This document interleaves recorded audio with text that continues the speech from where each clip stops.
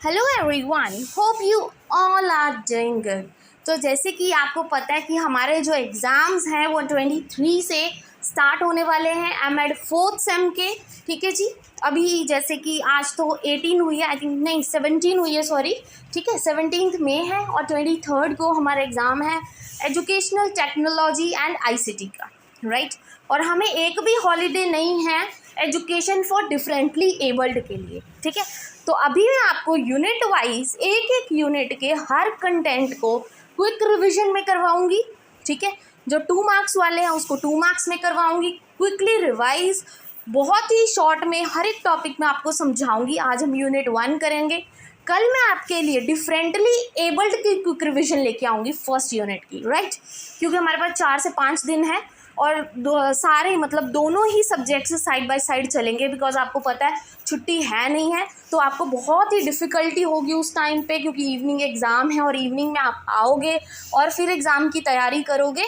तो इसलिए मैं क्विक रिविजन्स पहले से ही आपके लिए अपलोड कर दूँगी, क्योंकि मुझे भी ईजी हो जाएगा, बिकॉज मेरा भी एग्ज़ाम है, फिर मैंने भी पढ़ना है अपना। ठीक है, तो इसलिए अभी से आपके क्विक रिविजन्स मैं स्टार्ट कर रही हूँ। आई होप ये वीडियो आपके लिए अच्छी लगे आपको। ठीक है जी, बहुत ही इन्फॉर्मेटिव हो आपके लिए। और अगर आपको अच्छी लगे then please don't forget to like and subscribe, because इतना मेहनत करके मैं आपके लिए कंटेंट लेके आती हूँ, बट जब भी मैं देखती हूँ ना कि कोई लाइक्स नहीं है, बिल्कुल भी कोई कमेंट नहीं है, I really feel so demotivated कि मैं इतना मेहनत करती हूँ फिर भी you people never like, nothing, no comments, तो थोड़ा बुरा लगता है। चलो ये सब चीज़ें छोड़ते हैं, अभी स्टार्ट करते हैं from the first unit of educational technology and ICT. तो हमारा पहला टॉपिक है एजुकेशनल टेक्नोलॉजी, उसका concept, nature and scope. So education technology क्या होती है हम सबको पता है। जब हम टेक्नोलॉजी का यूज़ करते हैं एजुकेशन की फील्ड में, उसको हम क्या बोलते हैं, एजुकेशनल टेक्नोलॉजी बोलते हैं, राइट। टेक्नोलॉजी ग्रीक वर्ड से ली गई है, that is technique and logos. Technique का मतलब होता है आर्ट और स्किल, लोगोस मतलब होता है स्टडी या science. Means technology is defined as a study of the skill, जब हम किसी स्किल को स्टडी करते हैं by the use of technology, right. So use of technology in the field of education, जब हम एजुकेशन की फील्ड में टेक्नोलॉजी को यूज़ करते हैं तो उससे क्या होता है, हमारी जो लर्निंग होती है वो बहुत ज़्यादा इफ़ेक्टिव हो जाती है, इंटरेस्टिंग हो जाती है और इंजॉयबल होती है। सो टेक्नोलॉजी का मतलब, टेक्नोलॉजी कौन कौन सी चीज़ें इंक्लूड करता है, जैसे हमारा टीवी हो गया, इंटरनेट हो गया, कंप्यूटर हो गया, रेडियो हो गया, प्रोजेक्टर हो गया, टेप रिकॉर्डर, और बहुत सी चीज़ें जो आप चाहो वो टेक्नोलॉजी में आप इंक्लूड कर सकते हो, जो आपको एजुकेशन पर्पसेस में काम आती है, राइट। नाउ एक डेफिनेशन तो पक्का है कि आपने एक ना एक ऑथर की करके ही जानी है। ठीक है, मार्क्स अच्छे आ जाते हैं। According to SK. मित्रा, तो एस.के. मित्रा ने क्या बोला कि जो एजुकेशन टेक्नोलॉजी है, it is conceived as a science of methods and techniques by which educational goals can be realize. ठीक है जी, जिसकी हेल्प से हम अपना एजुकेशनल गोल्स, हमारे जो ऑब्जेक्टिव्स हैं, एम्स हम लेके चल रहे हैं, वो फुलफिल हो by the use of technology, right. I hope this definition is clear. Now comes to the nature, कि एजुकेशन टेक्नोलॉजी का नेचर कैसा है। तो इसमें क्या होता है, इंटीग्रेशन होती है टेक्नोलॉजी एंड एजुकेशन की। ठीक है, साइड बाय साइड चलते हैं। मल्टीमीडिया का यूजेज होता है, इनोवेटिव है और क्रिएटिव भी है ये। डिफरेंट लर्निंग मेथड्स हम यूज़ कर सकते हैं। इससे 3 डोमेन्स की डेवलपमेंट होती है, that is cognitive, affective and psychomotor.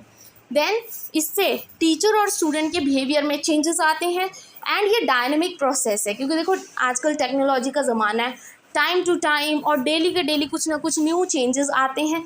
तो उससे क्या है, टेक्नोलॉजी में चेंजेस आ रहे हैं और एजुकेशन की फील्ड में भी फिर टेक्नोलॉजी में जो चेंजेस आ रहे हैं उसको इंट्रोड्यूस करवाना ही काम है इसका, इसीलिए हम इसको एजुकेशन टेक्नोलॉजी बोलते हैं, राइट। नेक्स्ट, स्कोप क्या क्या है इसके, कहाँ पे काम आ सकता है। ऑडियो विजुअल मटेरियल अगर हमने चूज़ करना है, हमने बच्चों को पढ़ाना है, तो हम ये चीज़ सेलेक्ट आउट कर सकते हैं with the help of technology कि हम कौन सी चीज़ें यूज़ करें। ठीक है, तो उसकी सिलेक्शन के लिए, सूटेबल स्ट्रैटेजी चूज़ करने के लिए, करिकुलम में चेंजेस लेके आने के लिए टेक्नोलॉजी का यूज़ कर सकते हैं आप।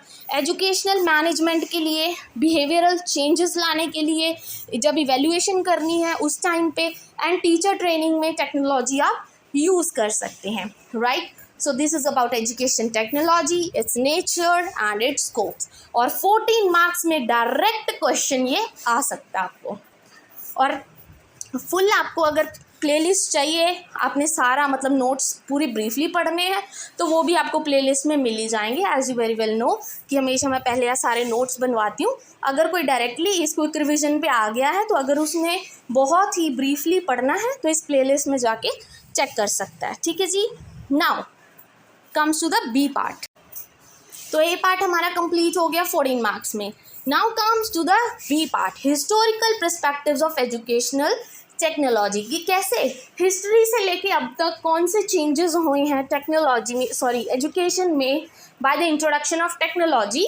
तो वो चीज़ें हम देखेंगे, ठीक है। पूरा ये प्रॉपर देखो, कई बार क्वेश्चन ऐसे आ जाते हैं पेपर में, कई बार हम करके जाते हैं 2 मार्क्स में, बट वो 14 में आ जाता है, तो कंफ्यूज होने की ज़रूरत नहीं। हिस्टोरिकल पर्सपेक्टिव्स देखो, बहुत ही ज़्यादा चांसेस हैं कि ये हिस्टोरिकल पर्सपेक्टिव जो क्वेश्चन है ना, आपको डायरेक्ट आए 14 मार्क्स में, ठीक है। तो इसको छोड़ के मत जाना, क्योंकि कई बार अनएक्सपेक्टेड क्वेश्चंस भी आ जाते हैं, ठीक है। जैसे हिस्टोरिकल पर्सपेक्टिव्स कई बच्चे छोड़ जाएंगे, बट उसके साथ टाइप ऑफ एजुकेशन टेक्नोलॉजी भी है, ठीक है। अगर आपको पता हो, बी टॉपिक आपने देखा होगा, बी पार्ट, ठीक है, यूनिट 1 का, तो हिस्टोरिकल पर्सपेक्टिव तो है ही है, प्लस उसके साथ type of educational technology topic भी है, ठीक है। तो वो चीज़ें ए पार्ट में आ सकती हैं आपको क्वेश्चन में, बट ये हिस्टोरिकल पर्सपेक्टिव भी आ सकता है 14 मार्क्स में, ठीक है। तो लाइटली नहीं लेना, सब कुछ करके जाना अच्छे से।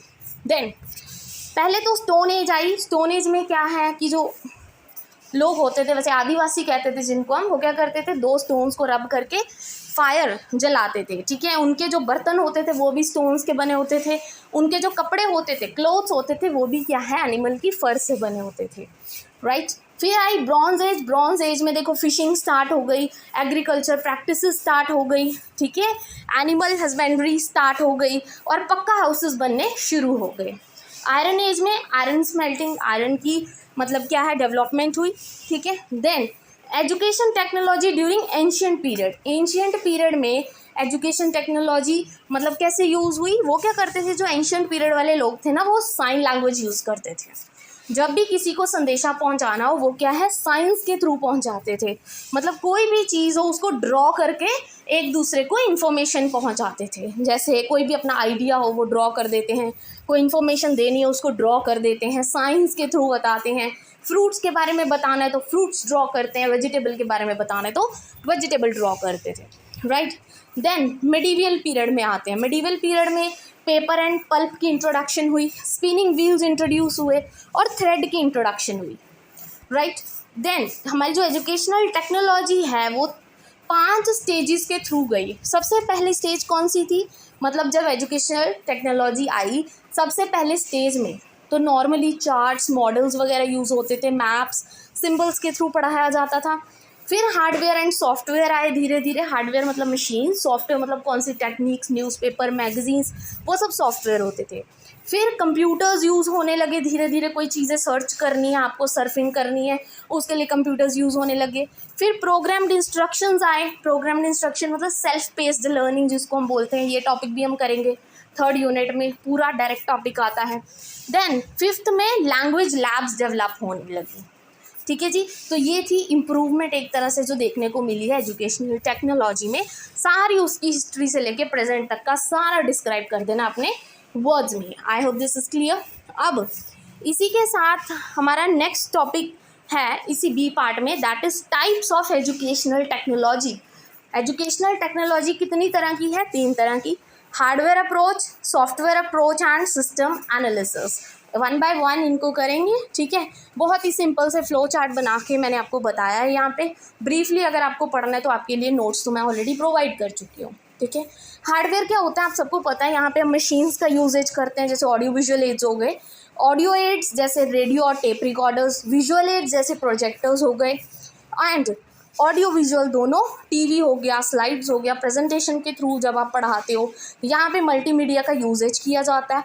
लर्निंग बहुत ही ज़्यादा इंजॉयबल होती है जब मशीन्स के थ्रू, टेक्नोलॉजी के थ्रू बच्चों को पढ़ाया जाता है, ठीक है। और इसको रिलेटिव टेक्नोलॉजी भी बोला जाता है। रिलेटिव का मतलब होता है जब कोई चीज़ आप बोरो करते हो, खरीदते हो और फिर उसको यूटिलाइज करते हो अपनी टीचिंग एंड लर्निंग में, उसको रिलेटिव बोलते हैं। ठीक है जी, तो इसको जो हार्डवेयर अप्रोच है इसको रिलेटिव टेक्नोलॉजी भी बोला जाता है। Then come second type, that is software approach. First हो गई हार्डवेयर, ठीक है। सॉफ्टवेयर अप्रोच कौन सी होती है, जिसमें होते हैं टीचिंग टेक्निक्स की कौन से मेथड्स हम यूज़ करें, कौन सी स्ट्रैटेजीज यूज़ करके पढ़ाएं, इम्प्लीमेंट करें, इवेल्युएशन कैसे करें, रिव्यू, फीडबैक, ये सब चीज़ें इंक्लूडेड होती हैं, राइट। मतलब इसको न्यूज़पेपर, मैगजीन्स और बुक्स भी इसमें इंक्लूडेड होते हैं। मतलब मेन 3 चीज़ें होती हैं जिस पे ये बेस्ड है, that is input, process and output, कि क्या आपने इनपुट दिया, ठीक है, मतलब कितने स्टूडेंट्स हैं, कितने टीचर्स हैं, कैसा सब्जेक्ट मैटर है। फिर प्रोसेस कि कौन सा मेथड यूज़ किया। Then output, that is all round development कैसी हुई बच्चे की, राइट। 3 चीज़ों पे बेस्ड है सॉफ्टवेयर अप्रोच। सिंपल, हार्डवेयर में मशीन यूज़ होती है, सॉफ्टवेयर में बुक्स, मैगजीन्स, न्यूज़पेपर और टीचिंग टेक्निक्स, कैसे इवेल्युएशन कैसे करना है, कौन से मैथड यूज़ करने हैं, ये चीज़ें इंक्लूडेड होती हैं। Now come third type of education technology, that is system analysis approach. तो सिस्टम एनालिसिस अप्रोच क्या बोलती है, सिस्टम एनालिसिस में होता है जैसे आपने कोई करिकुलम बनाना है, ठीक है, तो आप सबसे पहले उसको क्या करोगे, मतलब सारा प्रॉपर पढ़ा के उस अकॉर्डिंग, ठीक है, करिकुलम के अकॉर्डिंग बच्चों को पढ़ाओगे। फिर देखोगे क्या वो मेथड काम कर रहा है, बच्चों से फीडबैक लोगे, ठीक है। फिर जाके अगर नहीं काम कर रहा तो करिकुलम में चेंजेस लेके आओगे। वो होता है सिस्टम एनालिसिस, कि आप एनालाइज कर रहे हो किसी चीज़ को, ठीक है। आपने कोई भी करिकुलम डिज़ाइन करना है, उसमें सिस्टम एनालिसिस होती है। कोई न्यू कम्युनिकेशन चैनल डिज़ाइन करना है बच्चों के लिए, वहाँ पे आप सिस्टम एनालाइज करते हो, ठीक है। Help to choose the best methods, कि कौन से मैथड से हम बच्चे को पढ़ाएं, ठीक है। फैसिलिटीज़ प्रॉपर कैसे प्रोवाइड करें, कौन कौन सी फैसिलिटीज़ नीडेड हैं, ये भी 3 प्रोसेसेस पर बेस्ड है, that is input, process and output. मतलब उसका प्रॉपर सीक्वेंस क्या है, मतलब पहले हम कंटेंट चूज़ करेंगे, फिर हम उसके अकॉर्डिंग ऑब्जेक्टिव चूज़ करेंगे कि हमारे एम्स एंड ऑब्जेक्टिव्स क्या लेके चलने हैं, फिर टास्क को एनालाइज करेंगे, फिर किसी मेथड के थ्रू पढ़ाएंगे, ठीक है जी। देन हम इवेल्युएट करेंगे, और इवेल्युएट करने के बाद बच्चा हमें फीडबैक देगा, और अगर फीडबैक सही नहीं है, मतलब मेथड सही नहीं है, तो मेथड में अगेन चेंजेस लेके आएंगे। उसको बोलते हैं सिस्टम को एनालाइज करना, ठीक है जी। I hope this is clear. Now comes to the C part. तो सी पार्ट में आपको 2 मार्क्स में रिवाइज करवाऊंगी, ठीक है जी। 14 मार्क्स में आप ए एंड बी पार्ट करोगे। सी पार्ट बहुत ही सिंपल सा, छोटा सा है, इसमें ज़्यादा कंटेंट करोगे तो आप क्या है, खुद कंफ्यूज हो जाओगे, पेपर में जाके आधे तो भूल ही जाएंगे। तो इसको मैंने 2 मार्क्स में ही रखा आपके लिए, ठीक है। अगर आप इलेबोरेट करके लिख सकते हो अपनी तरफ से तो that's very well and good, ठीक है। Major institution of educational technology, ये टॉपिक है।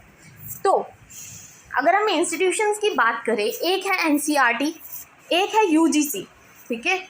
एनसीईआरटी का full form national council of educational research and technology, UGC तो आप सबको पता है, यूनिवर्सल ग्रांट कमीशन, ठीक है। तो हमने बोला एनसीईआरटी के अंडर कौन कौन से इंस्टीट्यूशंस आते हैं, दैट इज CIET, जो आपके सिलेबस में है, मैं वही लेके आई हूँ सिर्फ, ठीक है, CIET। और यूजीसी के अंडर 2 इंस्टीट्यूशंस हैं, that is EMRC and CEC। अब इनके बारे में हम पढ़ेंगे, ठीक है। जो एनसीईआरटी है, सबसे पहले वो सेटअप हुआ था 1 सितंबर 1961 को, एंड इसके हेडक्वार्टर्स कहाँ पे हैं, न्यू दिल्ली में है। एनसीईआरटी समझ आ गया। अब एनसीईआरटी और एजुकेशनल टेक्नोलॉजी की अगर हम बात करें, तो एनसीईआरटी और एजुकेशनल टेक्नोलॉजी को इसलिए मिलाया गया, ये आगे जाके इसलिए इंस्टीट्यूशंस बने ताकि टीचर्स को प्रॉपर ट्रेनिंग दे पाएँ, ठीक है।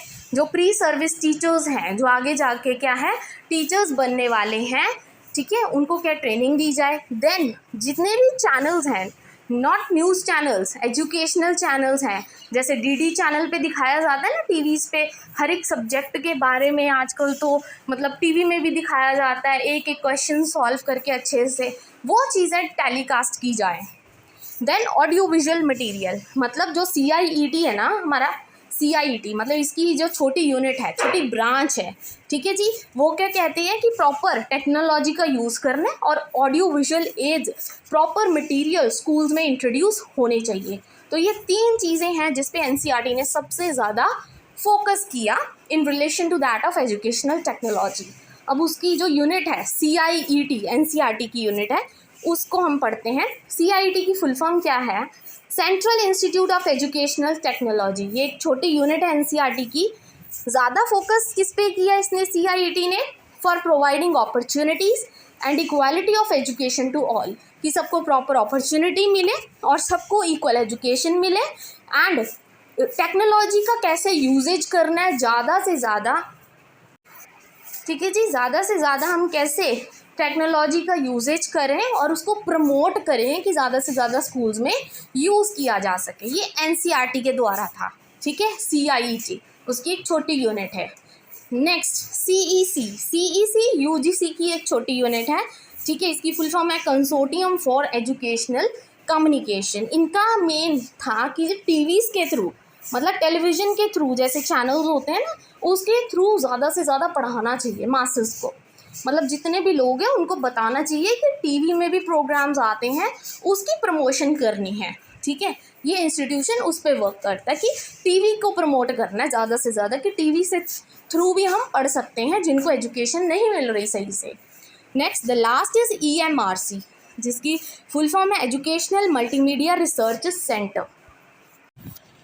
ठीक है जी, तो जो EMRC है ये भी क्या UGC की एक स्मॉल यूनिट है। ठीक है जी, तो इसमें क्या है, जो EMRC है नाम से पता लग रहा है मल्टीमीडिया रिसर्च सेंटर। मतलब EMRC जो इंस्टीट्यूट है वो कहता है कि मतलब ज़्यादा से ज़्यादा जो है हम मल्टीमीडिया का यूजेज करें, टेक्नोलॉजी का यूज़ करें, मतलब हर चीज़ को, मतलब कोई भी टेक्नोलॉजी। ठीक है जी, ज़्यादा से ज़्यादा मतलब टेक्नोलॉजी का यूजेज हो, ऑडियो हो, विजुअल हो, चाहे ऑडियो विजुअल एड्स हो, ज़्यादा से ज़्यादा उसको हर एक स्कूल में, हर एक। ठीक है जी, बस उन्होंने सिर्फ क्या बोला कि मल्टीमीडिया की प्रमोशन करनी है। ठीक है, तो दैट इज़ EMRC। तो आई होप ये आपको सब सारा समझ आ गया होगा कि जो मेजर इंस्टीट्यूशंस हैं एजुकेशन टेक्नोलॉजी के कौन कौन से हैं। जो आपके सिलेबस में है मैंने वही करवाए हैं, क्योंकि उसमें से ही क्वेश्चंस आते हैं।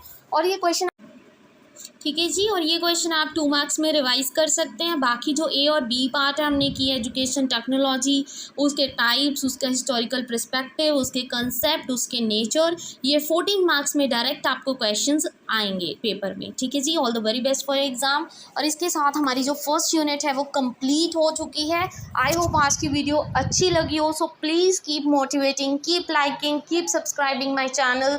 Thank you very much.